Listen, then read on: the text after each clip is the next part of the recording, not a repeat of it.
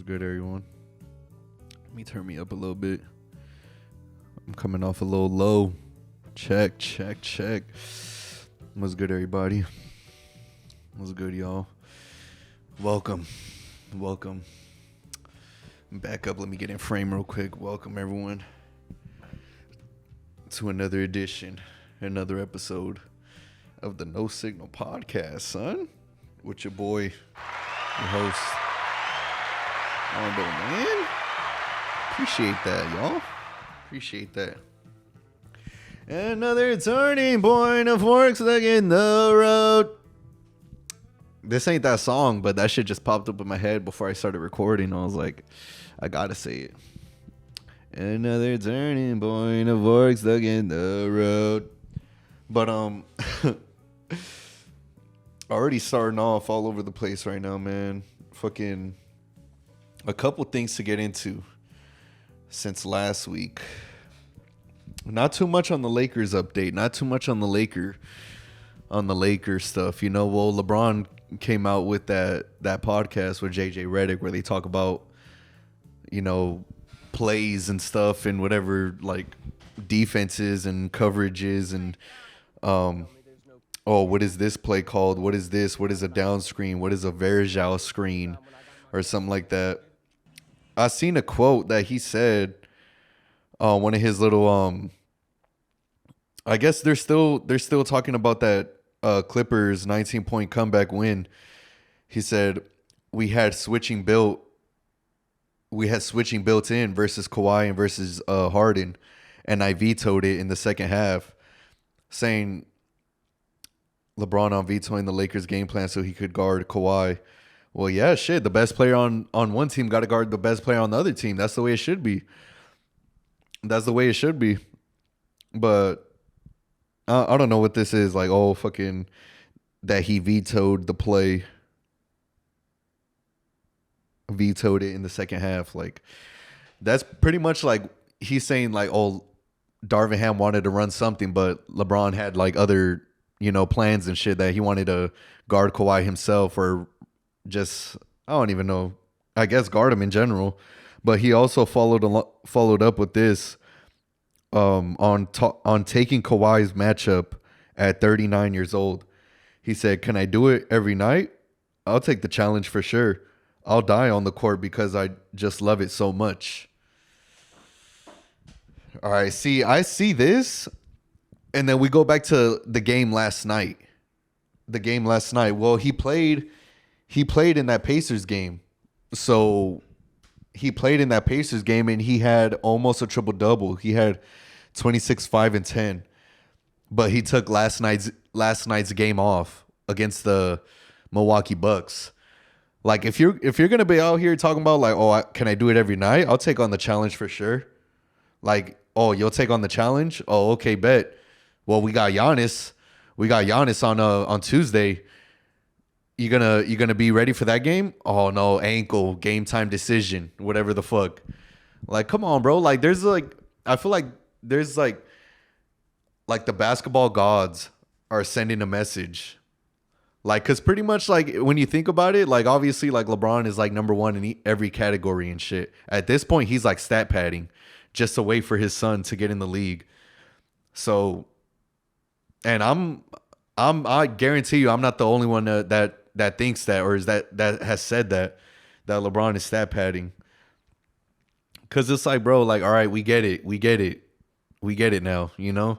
But at the same time, like I was saying right now before I got sidetracked and shit, it's like the basketball gods are looking down on us like, yeah, this is the way the game should be played. Like, you know, team ball and shit. Last night, the win against Milwaukee and shit, I didn't watch the game. I was I had some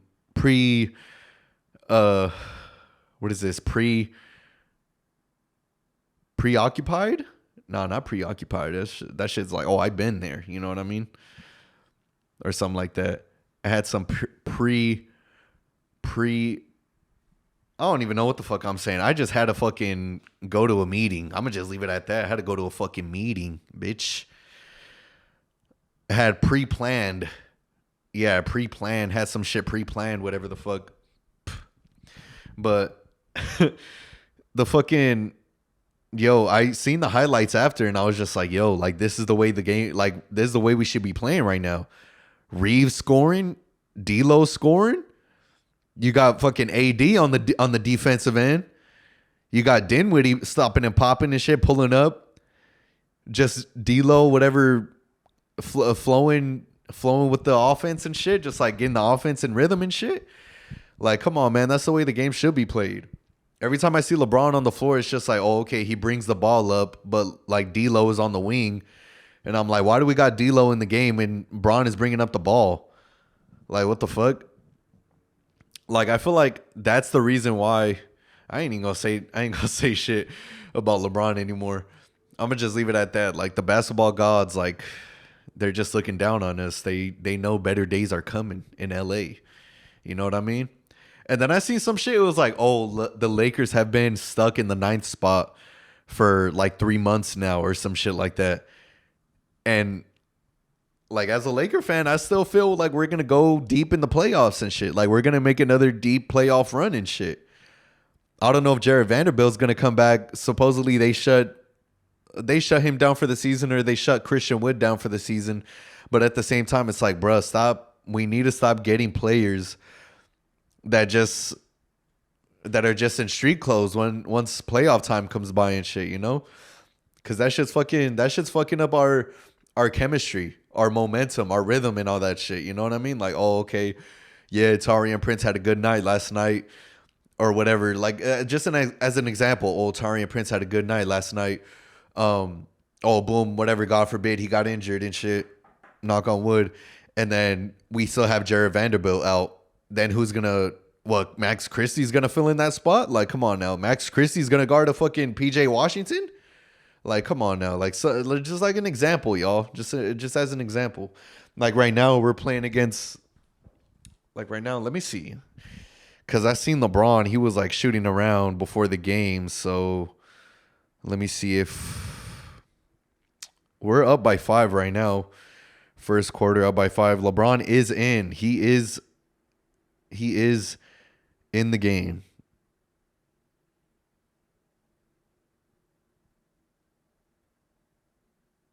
And then this fool, what the fuck? Dang, got 2 fouls already. That take his ass out in 4 minutes. That GG Jackson motherfucker. But anyways, we're up by 5. 5 minutes. 5 minutes left. Or whatever. I need to pull that up. I'm like talking to myself right now. Hold on. All right, we straight. But yeah, fucking, I don't know, man. I don't know. It's weird with LeBron, man. Like, LeBron is he swears like, oh, he's done like everything. You know what I mean? It's like one of those people that's like, oh, yeah, I got here by myself. I made it by myself. But they don't show like all the like rappers like, oh, I did this shit by myself. But they don't, like, he don't credit the producer and the fucking other people that brought that shit to fruition and shit like that. You know what I mean?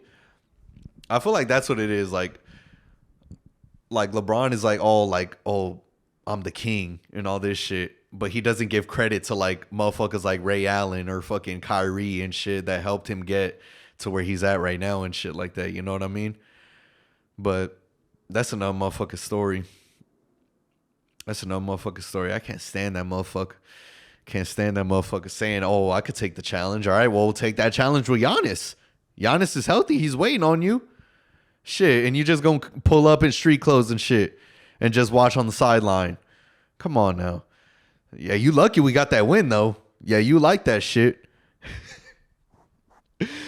Moving on, man. Draymond ejected the first 4 minutes of the game right now. Literally right now.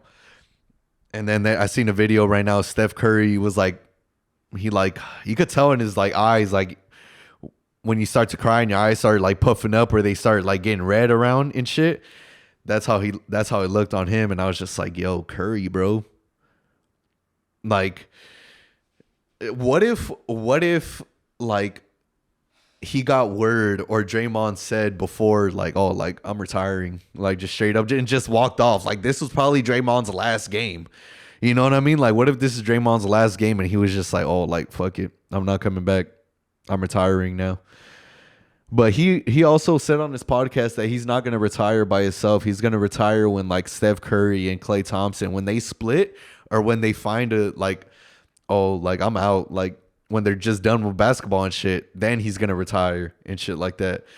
But Draymond, man, like, yeah, I know it's not Draymond. I know it's not Draymond because Draymond plays with a passion. He plays with, emotion and shit like that. Oh, like emotional ass motherfucker. Like, no, like he plays with emotion and shit. Like you can actually see like the intensity in his face. You could see the seriousness in his face whenever he steps onto the court and shit like that.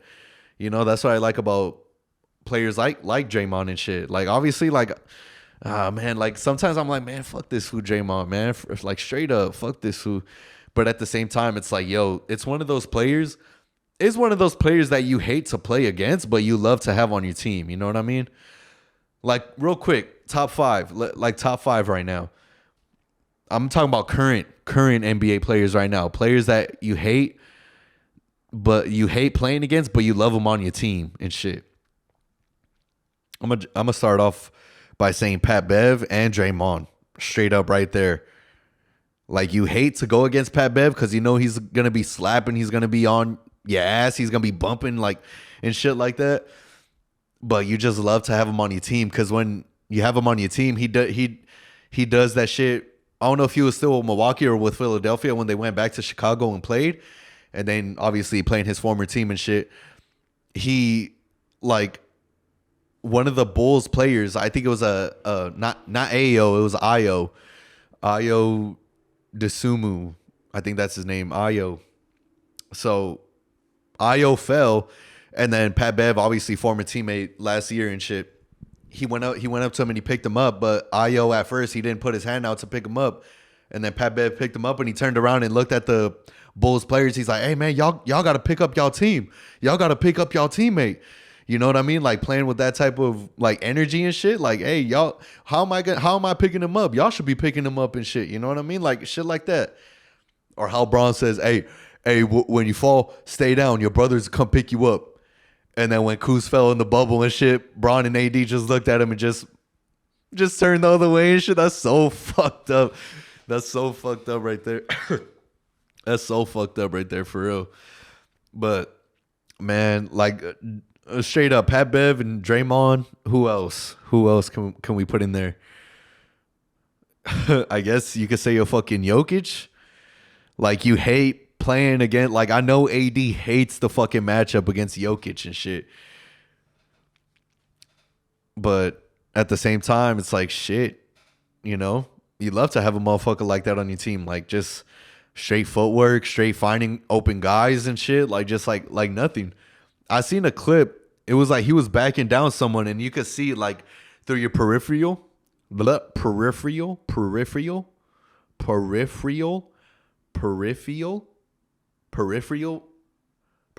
vision. I'm sorry. I'm like, I almost had a stroke right there. Through your fucking vision, your eyesight and shit. I guess he's seen Aaron Gordon under the basket. And then once he's seen Aaron Gordon's dude help, once he took that first step, boom, he threw it like back, like behind his head and shit like that. Straight in Aaron Gordon's lap. And I was like, bro, what the fuck is Jokic on, bro?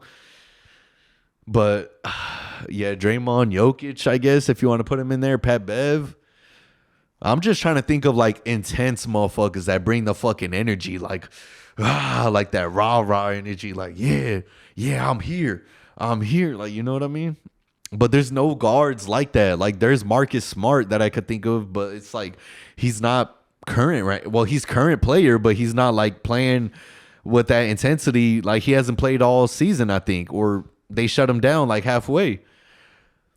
But either way, fucking, I'm gonna just leave it at that. Top three, just top three straight up, honestly. But moving on. Let me get into this shit right here. Caitlyn Clark offered $3 million to play in Ice Cube's Big Three. And Ice Cube came out with some shit the homie sent me. I don't know why the homie screenshots Instagram and then sends it to me like DM message instead of just fucking sending me through DM message on Instagram. But he said, Ice Cube said right here, what is this? We intended the offer to remain private while Caitlyn Clark plays for the championship, but I won't deny what's new, but I won't deny what's now already out there. Big Three made a historic offer to Caitlyn Clark. Why wouldn't we? Caitlyn is a generational athlete who can achieve tremendous success in the Big Three. The skeptics laughed when we made Nancy Lieberman,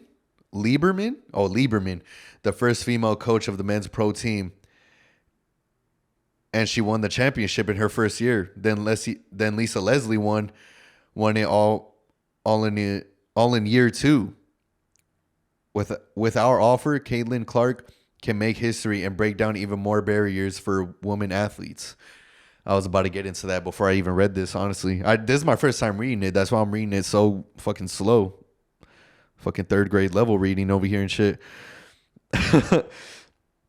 America's women athletes should not be forced to spend their off seasons playing in often dismal and dubious foreign countries to make their ends meet. And they should have more than just one professional option in the U.S. at a time. When American pro sport leagues are being infiltrated by autocratic.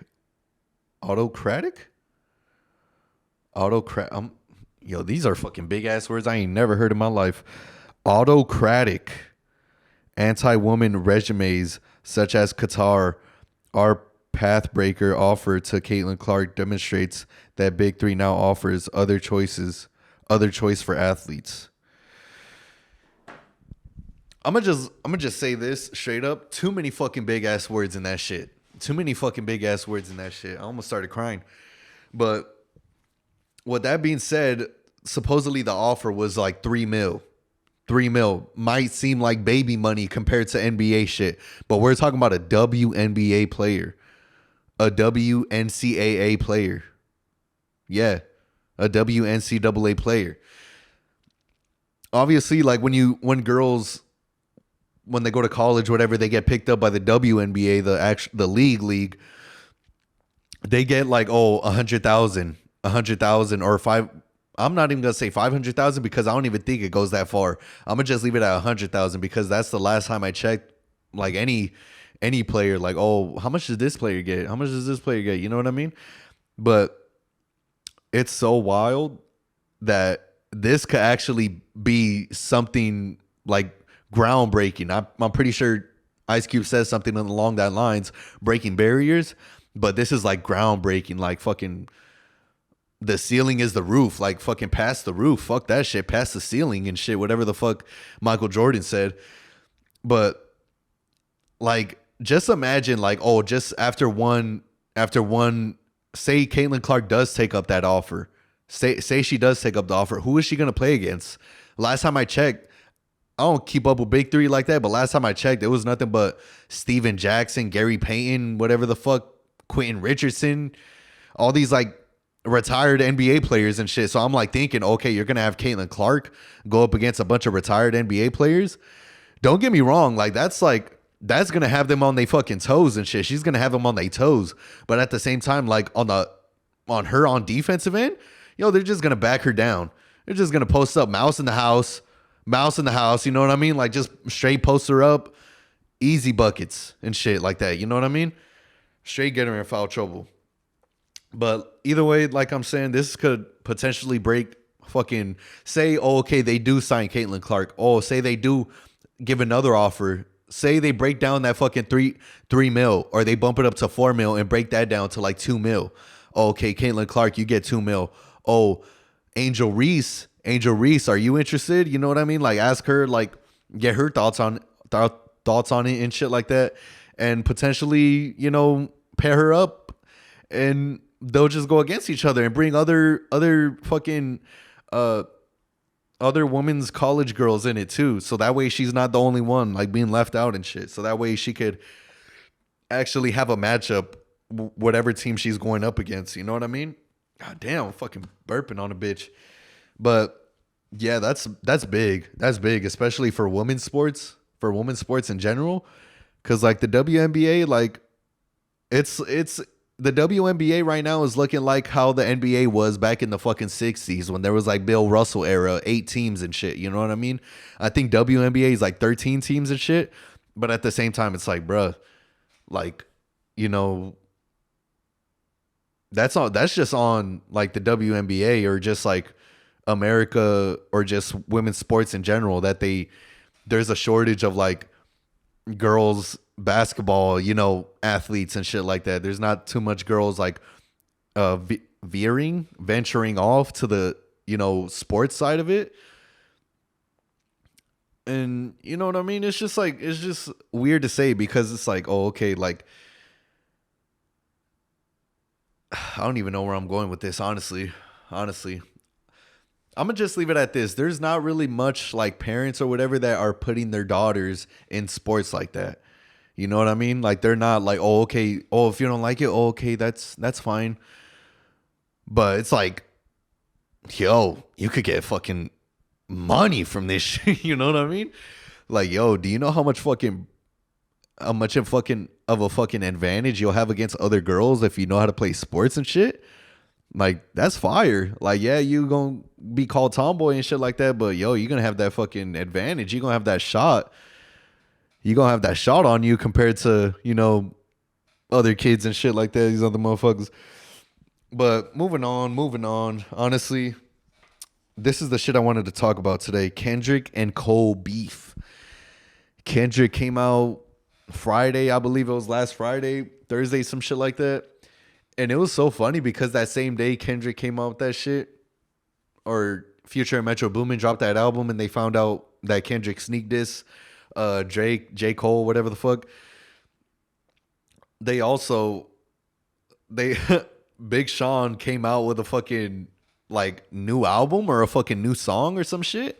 And then it's like, yo, it's so funny. No matter what Big Sean does, it always just gets overshadowed by something Kendrick does and shit. Like the Control song. Yo, I realized just the other day that it's like, yo, it's motherfucking, it's been like 10 plus years since Control dropped. It's been 10 plus years since Control dropped. Or probably like 10 years exactly. But it's like, yo, what the fuck? That shit came out that long? That's a whole lifetime, bro. Like some kids don't even live to see 10. That's fucking insane, bro. Like time is a fucking bitch. Honestly, time is a fucking bitch.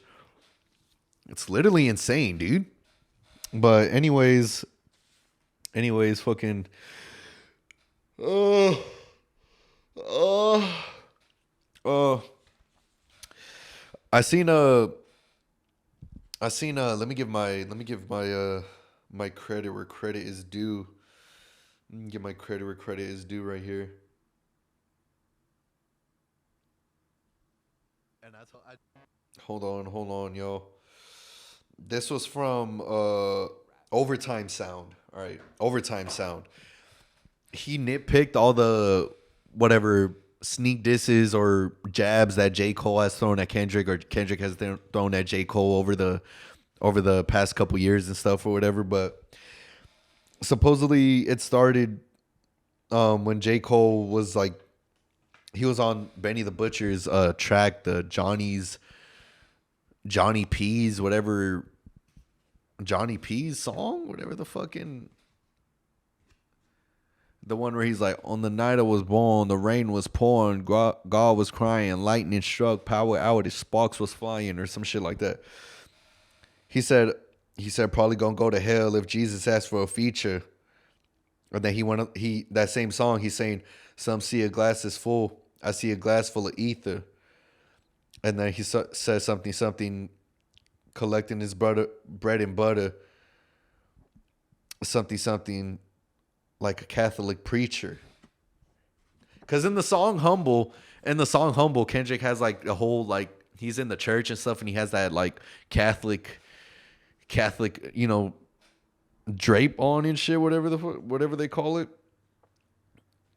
And then, yeah, he was talking about the Humble. But Kendrick, years later on the Count Me Out song, Kendrick, I guess, clapped back and he said, "Ain't nobody but the mirror looking for the fall off. Ain't nobody but the mirror looking for the fall off." And then something on what is it? The Secret Recipe, Lil Yachty song with J. Cole in it. J. Cole said, "Peep how they profit off racial stress." He said something about peep how they profit off racial stress. Saying something of, oh, I started saying less, or I fucking forgot. I should have wrote more down and shit. I'm sorry about that, y'all. This is not helping me out right here. But he said people how they profit off racial stress.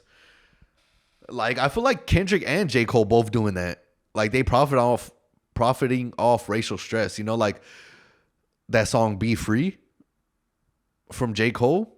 Like, you profiting off racial stress. Like you talking about that Trayvon Martin stuff. That's like, that could bring racial stress. Like, when you actually think about it and shit like that. And then he's like, "Oh, all we want to do is take chains off. All we want to do is be free." But yeah, you just like profiting off racial stress. Same thing with Kendrick. And then he's saying more shots on first shooter. Or Cole was saying more shots on first shooter. He's saying like two more disses or some shit like that. But in the Like That song, Kendrick said, "Fuck the big three. It's just big me." Like, obviously, J. Cole came out saying me, Kendrick, and Drake, you know, big three in the league of our own. Kendrick saying, "Fuck a big three, it's just big me." And also, Kendrick went on by saying, he's saying a lot of goofies with a check. He's saying goofies with a check. That's to Drake, because Drake's saying, "Oh, for all the dogs and stuff, for all the dogs, a harmless dog." Harmless dog is a goofy. Like, obviously, fucking Disney's Goofy is a harmless dog with a check, with all that Nike collab and shit, Nike check collabs. Like, you a goofy with a check. You know what I mean? But that's bars right there. Kendrick got bars, man. I don't know what to tell y'all. But let me finish it off with the Lakers update real quick before I head out. I got somewhere to be again right now, actually. 76ers game on Friday last week, I believe. AD, 23 points, 19 rebounds, 4 assists, 4 blocks. Braun, 20 points, 8 rebounds, 6 assists. Rui, a little light, 14.7 rebound. On Philadelphia side, Tyrese Maxey, 27 points, 2 rebounds, 3 assists. Kelly Oubre, 19.6 rebounds. Tobias Harris, 16 points, 13 rebounds. Lakers came out with the dub 101-94. And then I believe this was Monday's game. I think it was Sunday's. Lakers played Pacers. AD big game, 36 points, 16 rebounds, 2 steals. Braun, 26 points, 5 rebounds, 10 assists. Dinwiddie, 26 points, 5 assists. Reeves, 25 points, 5 rebounds, 8 assists. Good shit. And on the Pacers side, Siakam, 36 points, 12 rebounds. Miles Turner, 20 points, 5 rebounds. And TJ McConnell, 17 points, 7 assists. What else right here? We got this was the game from last night. This was the game against Milwaukee, the double overtime game. Player of the game for me, honestly, it's a toss-up between AD and Reeves. Reeves with a triple-double, 29 points, 14 rebounds, 10 assists. AD, big fucking game, big 30 and 20. 34 points, 23 rebounds, 2 steals, 4 blocks. Good shit. It was a game-saving block, one of those, to send it to overtime. D'Lo, 29 points, 12 assists. And on Milwaukee side right here, you got Giannis, 20 and 10, 29 points, 21 rebounds, and 11 assists. Damian Lillard, 27 points, 5 rebounds, 8 assists. Malik Beasley with 21 points. Yeah, I was about to say he was shooting that shit. 5 for 14 from 3, 35%. Damn. But anyways, man, I feel like we can end that off here because low key, I'm on a time crunch right now, and I gotta be somewhere right now. Low key, I got an errand to run. So, peace, one love. Love yourself before you love anyone else, y'all. Straight up.